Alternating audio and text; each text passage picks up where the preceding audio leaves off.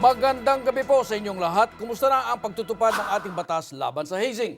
Yan na paksa ng ating dekalibreng talakayan ngayong gabi, kasama ang inyong kapatid Dong Puno po. Walang ngipin. Itong puna ng marami sa anti-hazing law kaya dapat na umano itong amyendahan. Napatunayan daw ito sa pagkamatay ni Marvin Reglos, isang estudyante sa San Beda College of Law pagkatapos sumailalim sa initiation rights sa isang resort sa Antipolo City. Una nang naglabas ang desisyon ng Korte Suprema sa isa pang kaso ng hazing, ang pagkamatay ni Lenny Villa ng Ateneo School of Law sa initiation rights noong 1991. Pero nadismaya ang pamilya ni Villa matapos ibaba ng korte ang kasong homicide ng isang miyembro ng fraternity sa reckless imprudence resulting in homicide na may kaparusahan lamang na 4 na taong pagkakakulong. 6 pang namatay sa hazing bago naisabatas ang anti-hazing law noong 1995. Ngayon, kabilang sa mungkahi ng ilang mambabatas ang pagpataw ng mas matinding parusa sa mga opisyal ng fraternity at life sentence sa lahat ng sangkot sa hazing death. Ano nga ba ang makapagpipigil sa mga estudyanteng sumali ng fraternity? At anong kaparusahan na magpapatigil sa matagal ng tradisyong ito?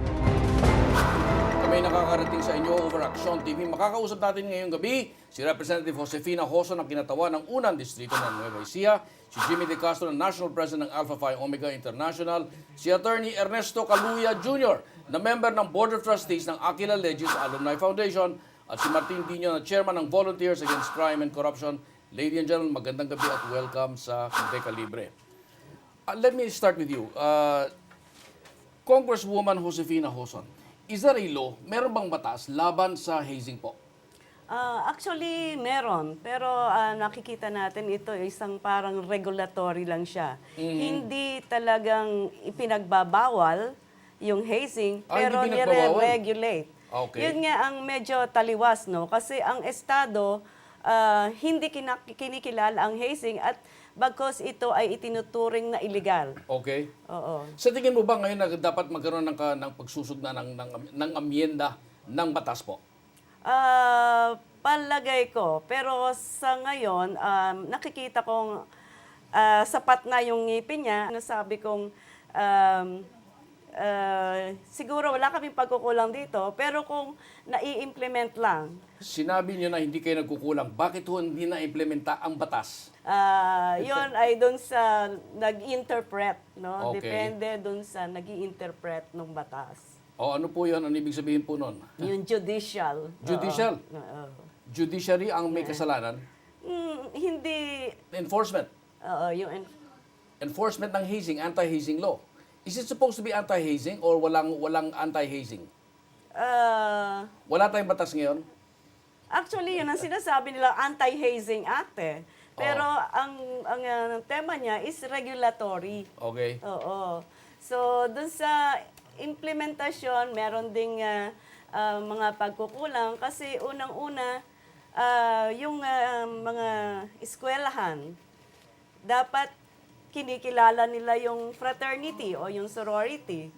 Tapos kung magkakaroon ng initiation rights, kailangan represented yung eskwelahan. O sino naman ang maghihingi ng recognition? Kaya nga, yun nga eh. So, pero nandoon yun doon Yes. sa batas. Yes, yes. No? Oo. At pagdating doon sa husgado, so ano ba talaga yung, at meron kasi corresponding na mga parusa eh. No? Okay. Kung Tanungin natin si Mr. De Castro, anong ginagawa ng APO ngayon po?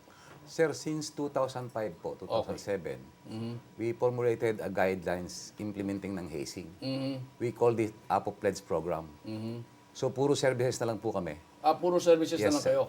We have MOA with Red Cross, dun sa bloodletting program nationwide.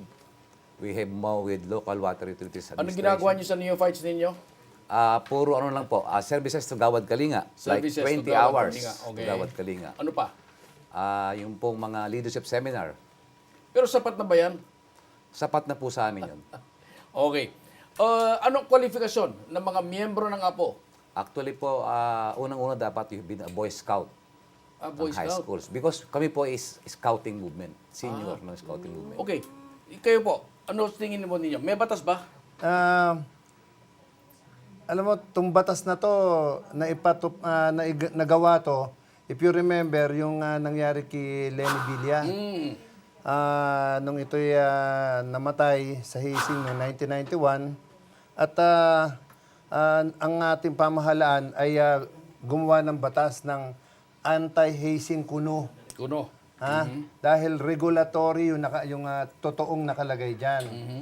At magmula nung nagawa ito, nung 1995 hanggang ngayon, tanungin natin, may nakulong na ba or meron na bang nagtuloy-tuloy na kaso? I heard nga dun sa Apo meron, pero meron na namang nangyari sa Makati din, di ba? May namatay si EJ Intia. Yes. At kung natatandaan nyo, meron na nung napatay na naman yung si Mendez, no? Okay. Ito, Sigmaro. Yung doktor na nagdala sa ospital, nakasuhan ba?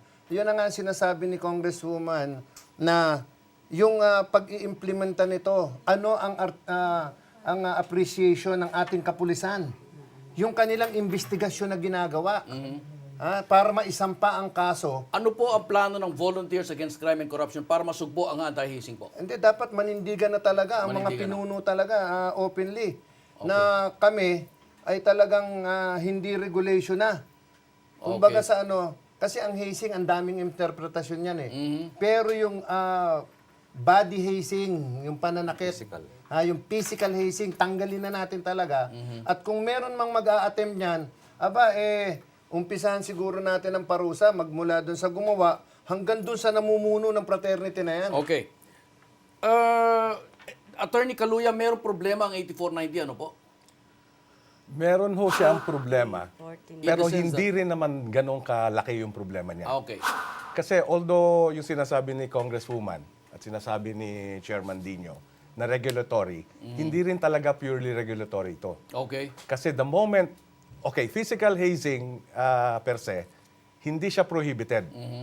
Regulation, yung kailangan magpaalam ka dun Hindi sa eskwela. prohibited ang hazing? Hindi siya prohibited per se kasi, in the sense hindi siya prohibited kasi kung it will not result in death Okay. and physical injuries, walang penalty under the law. So for all Pagkatapos- intents and purposes, hindi Yeah. siya prohibited per se. Tapos may diferensya pa ng penalty ng law at saka nung revised penal code, hindi ba? Kasi, dati-dati, nung wala pa itong so-called anti-hazing, pero hindi siya talaga anti-hazing, no?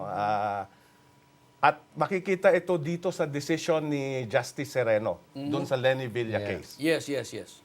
Sinabi niya doon na wala talagang intent to kill, kundi ordinary hazing ritual yung nangyari. Okay.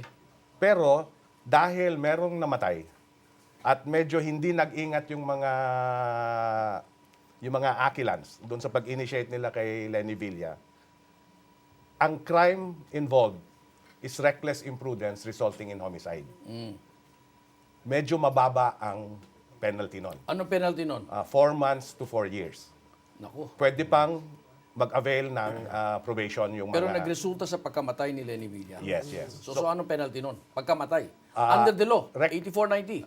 Revised penal code ho ang in-apply nila, which is Revised Penal reckless Code. imprudence resulting in homicide. Okay. Na walang pinag-iba sa nakasagasa ka ng tao, no? Dahil sa reckless imprudence mo sa pagmamaneho, ganun yung crime dito. But with this 8049, RA number 8049, if it results in death, lahat nung nag-participate, maski sumuntok ka lang minsan, kasi cumulative yung nagiging cause, no? Cumulative punches and everything. Yun ang nag-cause ng kamatayan ng tao. Lahat nun would be punishable by reclusion perpetua, Yes. which is a capital offense penalty. Ang mahirap doon is that dahil capital offense ito, pwedeng hindi bailable yan. Okay. Attorney Kaluya, pagbalik po natin, tatanungin po natin, ano ba nangyari sa Lenny Villa case? Okay. Pagbalik po natin, we have to take a break. Magbabalik ang Deka Libre po. Ano ba nangyari? May ilang basihan na para sampahan siya ng demanda.